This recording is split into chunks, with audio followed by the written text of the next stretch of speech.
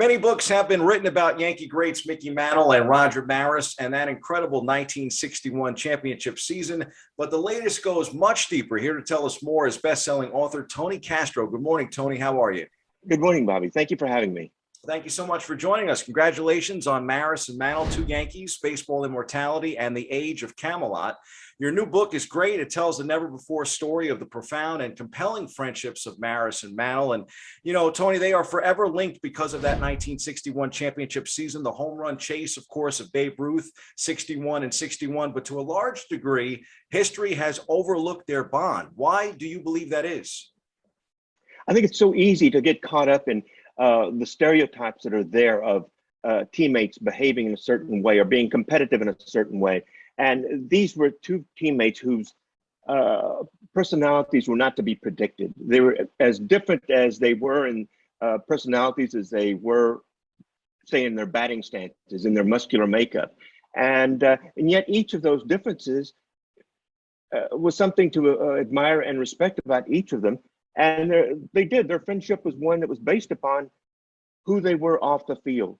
For Mantle, that was seeing this guy, Roger Maris, who he didn't know very well when Maris joined the team in 1960, but who he came to see as this admirable father, this guy who was everything in terms of his personal life that Mickey wished he had been. With Maris, it was just the other way around. Maris, in 1951, when Mantle had that great start to his first spring training and then first season, Maris had been 16 years old in high school back in North Dakota. And for him, he was now paired up with his high school hero, his hero who had been his high school, he was 16 years old at the time. Mantle happened to be 19. There was only a 3 years age difference, but yet it was a big gap that, it was like the guy coming in and suddenly paired up with his hero. Mantle had seen that before with when he came in 1951 was Joe DiMaggio's final season, and DiMaggio had been Mickey Mantle's childhood hero. And I found it fascinating, too, because you had done another book on Mantle. And this book also really seems to take much more of the approach of kind of telling the story from the side of Maris. And so much of that stuff that you did for the research for that book was stuff that never made it to print, and you were able to use it in this book. That's true.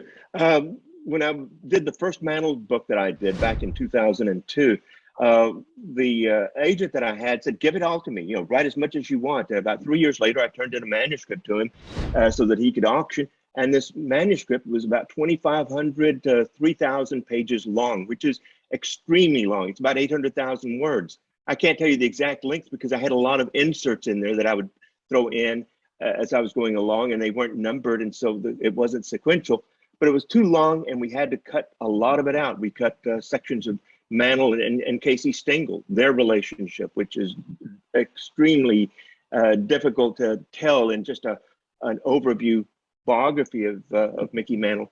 The relationship with Billy Martin, need I say more about that? The relationship with Roger Maris, which is where we are here. And so, yeah, it was taking what had been done there and then adding to that, doing more on Roger Maris than I had ever anticipated doing. Several years ago, we had the late, great sports writer Phil Pepe in studio at BronxNet. And Tony, I said to him that I believe that Roger Maris deserves a place in Cooperstown. I actually wrote a column about it all the way back in 2004. He's always remembered for 1961, but to me, he was so much more than just that one season. He won MVP in 1960 and 61. And then, of course, everyone says that Mantle kind of sparked Maris's surgence when he comes over to the Bronx. But you can make a case that Maris actually did the very same thing for Mantle after that 1959 season. He did. 1959 had been a terrible year for Mickey. And he was down in the dumps in Dallas, even wondering whether his career had suddenly gone on a downward spiral. And he gets a call, I think it was from Whitey Ford, to tell him that they had the news that the Yankees had just traded and gotten Maris. Maris himself was a little like Mantle in the fact that they were each injury prone.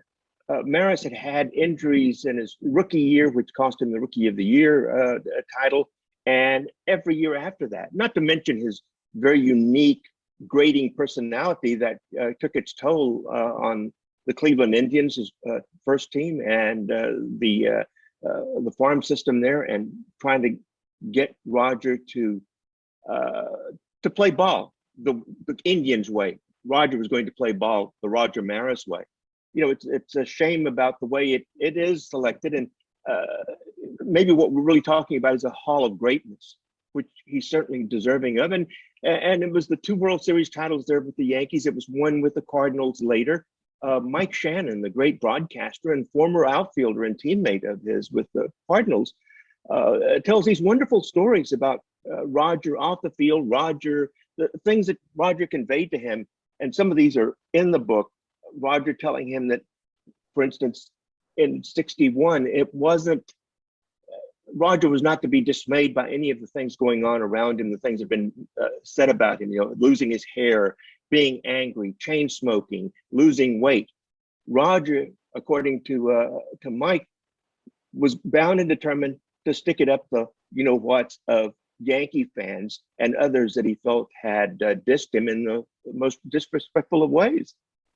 And Tony, you reference obviously these, Yankee legends. You are no stranger to writing about Yankee legends. Another recent title for you is on Lou Gehrig and Babe Ruth. And as a noted historian, what to you stood out the most from your research of Maris and Mantle? And was there anything similar to telling the story of Gehrig and Ruth?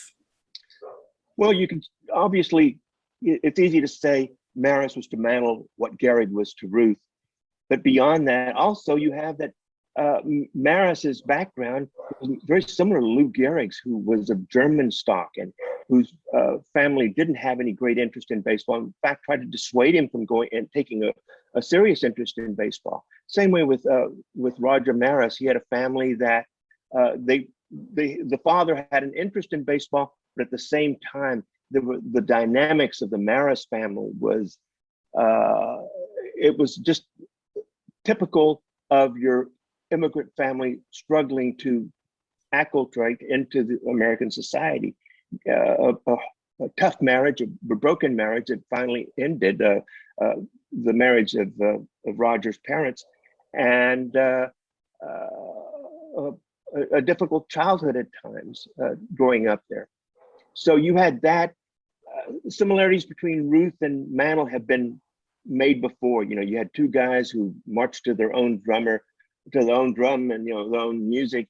And with Ruth, you had a guy who was mythic in everything he did, whether it was hitting home runs or whether it was drinking or whether it was womanizing. Mantle almost was one who was following the same textbook in his own ways. And I was recently talking to someone.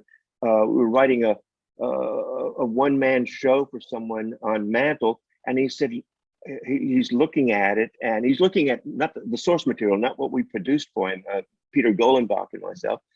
He looks at this and he says, can you cut down some of the womanizing in here? And I said, there is no womanizing in the actual script we're writing. That's a womanizing in Peter's book about the Mickey Mantle, the novel, Seven, the novel, great book. He calls it a novel. I don't find too many things in that book that are fiction.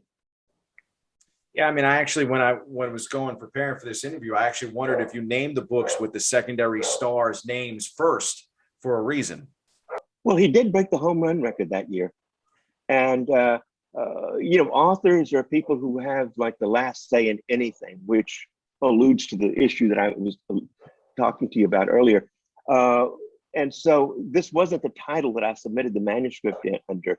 This was the title, and that's not unusual. I've had titles changed on me before. And the marketing department, the famous or infamous marketing departments at these places think they know what's best. And they, this study shows such and such. So it became Mantle, and Maris became Maris and Mantle. Well, Tony, it's a super read. It's a great book. Congratulations, Maris. Thank you so much. 2 Yankees, Baseball, Immortality, and the Age of Camelot from Triumph Books is enlightening and very funny, of course. Pick it up today at all major book retailers. Tony, thanks so much for taking some time with me. Thank you so much.